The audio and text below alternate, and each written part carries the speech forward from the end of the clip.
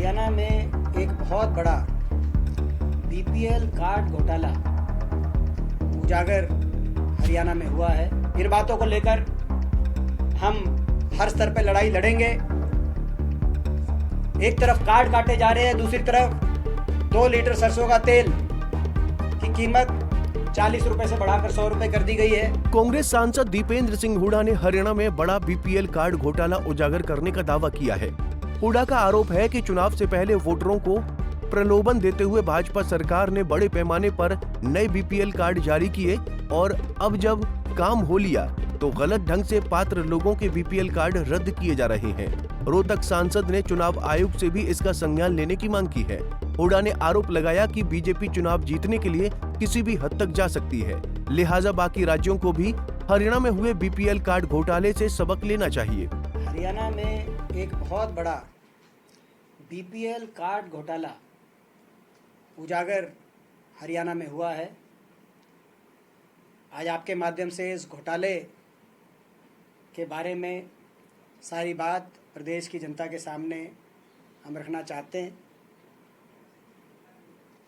जैसा कि आप जानते हैं, हम पहले भी कहते रहे कि हरियाणा में चुनाव के समय, विधानसभा चुनाव के समय 75% हरियाणा की आबादी बीपीएल के अंतर्गत ले ली गई थी। हरियाणा के बीपीएल कार्ड होल्डर, क्योंकि ये परिवार का कार्ड है, की संख्या 2022 में 27 लाख थी, लेकिन आज तक के देश के इतिहास में सबसे तेजी से बीपीएल कार्ड धारकों की संख्या में वृद्धि हुई और चुनाव के समय ये 27 लाख से बढ़कर 51 लाख पहुंच गई। ये संख्या लगभग दुगनी केवल 2 वर्षों में, 2022 से 24 तक। यहाँ तक कि लोकसभा के चुनाव और विधानसभा चुनाव के बीच में 6 लाख परिवारों के बीपीएल कार्ड बनाए गए।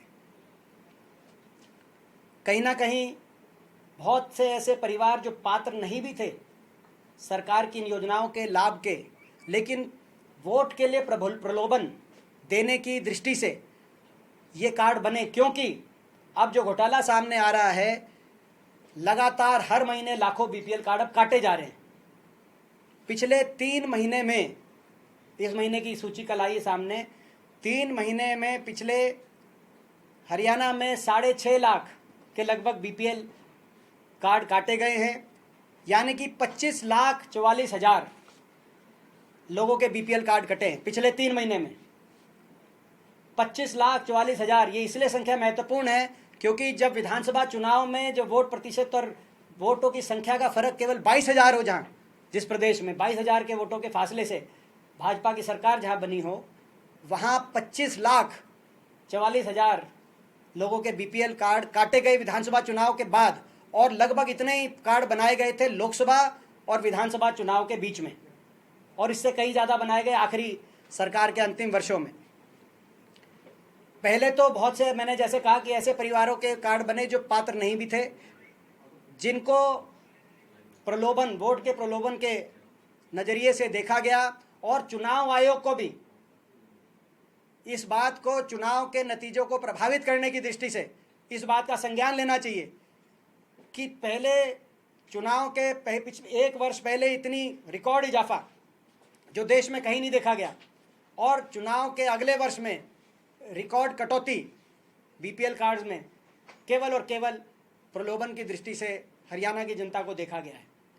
दूसरा, पहले तो ऐसे कई परिवार जिनके जो पात्र नहीं थे, लेकिन अब जो काटे जा रहे हैं उनमें कई ऐसों के कट रहे हैं जो सही में बीपीएल श्रेणी के हकदार हैं, बीपीएल की योजनाओं के हकदार हैं, लेकिन क्योंकि सरकार अब आनन फानन में काट रही है, क्योंकि सरकार को यह समझ में आ गया कि 75% अगर आबादी बीपीएल श्रेणी में होगी, यानी कि गरीबी की रेखा से नीचे, दुनिया का सबसे ज़्यादा अगर कहीं कोई इलाका दिखाई देगा कि बीपीएल कैटेगरी में आ रहा है और वो हरियाणा रहेगा, तो उतना सारी योजनाओं का लाभ अगर देना पड़ गया तो इतना वित्तीय प्रबंधन नहीं था, इसीलिए सरकार को काटने पे मजबूर होना पड़ रहा। मगर कट रहे हैं गलत लोगों के,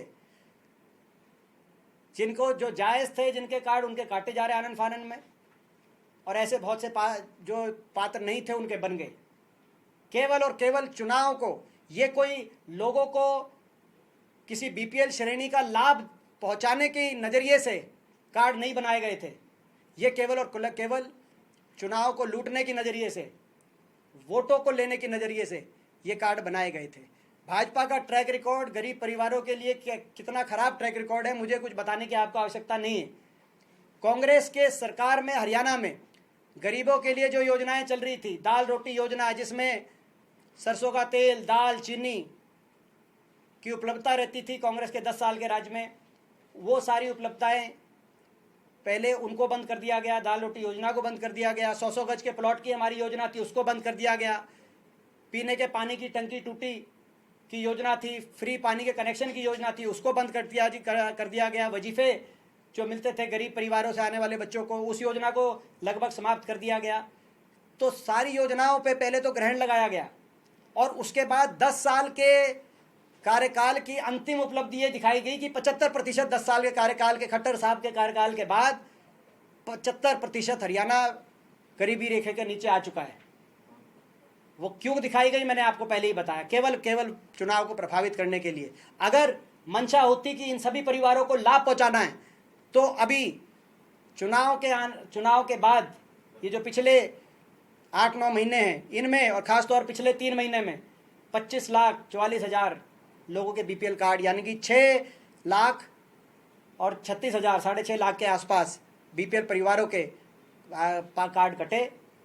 तो ये मैं समझता हूँ एक बहुत बड़ा बीपीएल कार्ड घोटाला सामने आया है। चुनाव आयोग को भी संज्ञान लेना चाहिए, देश के बाकी राज्य भी इसका संज्ञान लें। बीजेपी चुनाव जीतने के लिए कुछ भी कर सकती है, झूठे आश्वासन दे सकती है, झूठे वायदे कर सकती है, और यहाँ तक कि झूठे बीपीएल कार्ड बनवाकर लोगों की भावनाओं से खेलने का कार्य भी बीजेपी कर सकती है, जैसा कि हरियाणा के ये आंकड़े साबित करते हैं। इन बातों को लेकर हम हर स्तर पर लड़ाई लड़ेंगे। एक तरफ कार्ड काटे जा रहे हैं, दूसरी तरफ 2 लीटर सरसों का तेल की कीमत 40 रुपये से बढ़ाकर 100 रुपये कर दी गई है। कहानी वहीं आगे ख़त्म हो जाती है कि चुनाव जीतने के लिए सब कुछ किया गया था, वित्तीय प्रबंधन ना होने के कारण। बहरहाल कांग्रेस सांसद दीपेंद्र हुड्डा के आरोपों पर बीजेपी या सरकार की ओर से क्या जवाब आता है, देखना दिलचस्प होगा। दिल्ली से कमल कंसल, पंजाब केसरी टीवी। हमसे जुड़े रहने के लिए हमारे YouTube चैनल को सब्सक्राइब करें और नई वीडियो की नोटिफिकेशन के लिए बेल आइकॉन को दबाएं। अगर आप ये वीडियो Facebook पर देख रहे हैं तो लाइक जरूर करें और ज्यादा से ज्यादा शेयर करें। धन्यवाद।